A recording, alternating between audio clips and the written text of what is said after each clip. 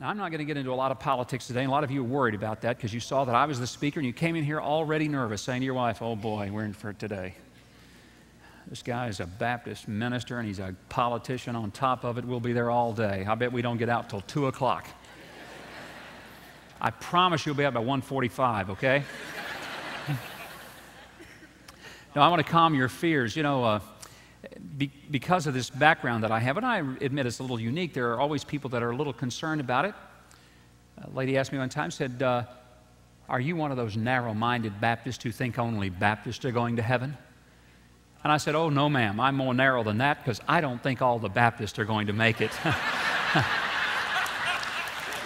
And I also experience people who just don't think people like me have any business getting involved in political life. And when I was at Malvern one year for the Brick Fest, don't snicker, they celebrate bricks in Malvern. That's what they do, okay? I was there for Brick Fest, and a lady came up. It was during a campaign year. And she said, I want you to know something. I'm not voting for you. Not this year, didn't last time, and won't next time. I have never voted for you. I will never vote for you because I don't think people like you ought to be in politics. And sir, I want to tell you something. I wouldn't vote for you if you were St. Peter.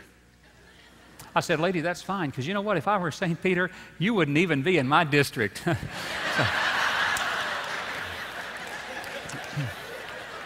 So, what we do have to do in our culture is to live in such a way that we don't try to change the rules so that we can win the game. And there are many Americans who think that that's really the goal. If we can't win the game as it has been defined, just change the rules of the game so that we can always call ourselves winning it. Rights and responsibilities have to be balanced, and they have to be understood in terms of their origin. You see, our founding fathers really understood something, that our rights were not given to us by the government. They understood this, that our rights, they call them inalienable, which means they cannot be separated from us, they cannot be taken from us. And why did they believe that? Because they understood that our rights are not government's gift to us, they are God's gift to us. And they are God's gift to us as individuals, not government's gift to us as members of a group. And let me define why that is so important. My personal relationship with God is through Jesus Christ in a personal way. There is no group plan going to heaven. I'm not going to heaven because I'm an American. I'm not going to heaven because I'm a member of a particular denomination. I'm not going to heaven because I'm white or because I'm male. I'm going to heaven because of Jesus Christ's death on a cross and my personal acceptance of my sin and His death on the cross as substitution for my own death. It's a personal relationship. And I had to make that decision individually and personally, and I didn't get to go and say, hey, all these people that are making that decision, just count me in on that one. Put me down in the group. There is no group. It's personal. Our freedoms are personal. Our liberties are given to us as individuals, and God was the one who gave them to us. That is so important that we understand, and our founding fathers clearly understand that.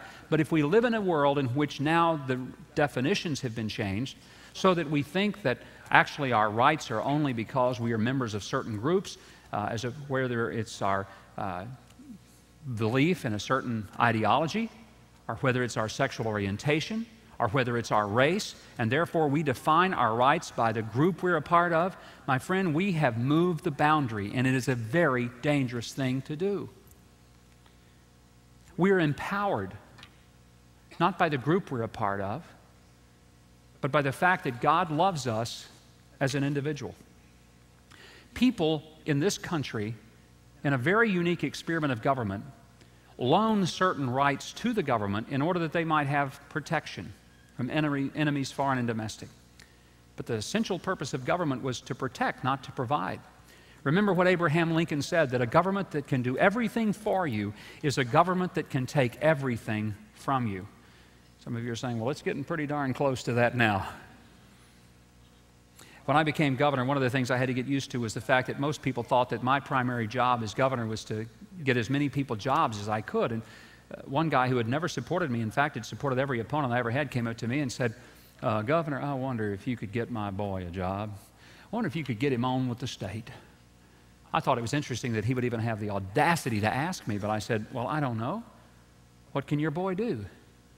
He said, Governor, that's just it. My boy can't do nothing.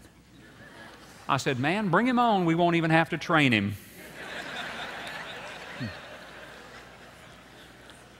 See, the biblical understanding of faith and freedom is that freedom is based on faith.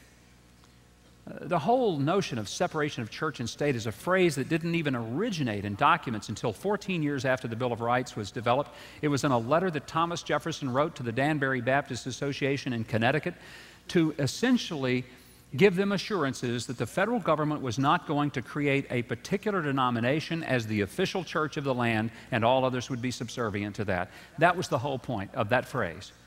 And it was not to say that individual believers couldn't participate in their government. It was simply to say that the federal government would never be able to prefer one faith over another or prohibit the practice of any faith by an individual citizen.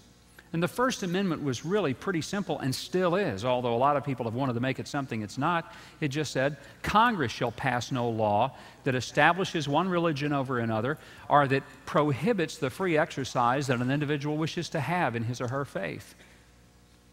And we've somehow turned it into the idea that we're supposed to be a completely secular society that takes no position whatsoever on issues of morality. And yet if we did a little bit of digging, and you don't have to dig too deep, you'd find out that the day before the Declaration of Independence was signed on July 4th, the Continental Congress declared a day of prayer and fasting. And did you know that the very first act of the Continental Congress was to elect a chaplain, and that the second act of the Continental Congress was to allocate funding to spend money to buy 20,000 Bibles and send them to Indians? That is the origin, the foundation of our nation.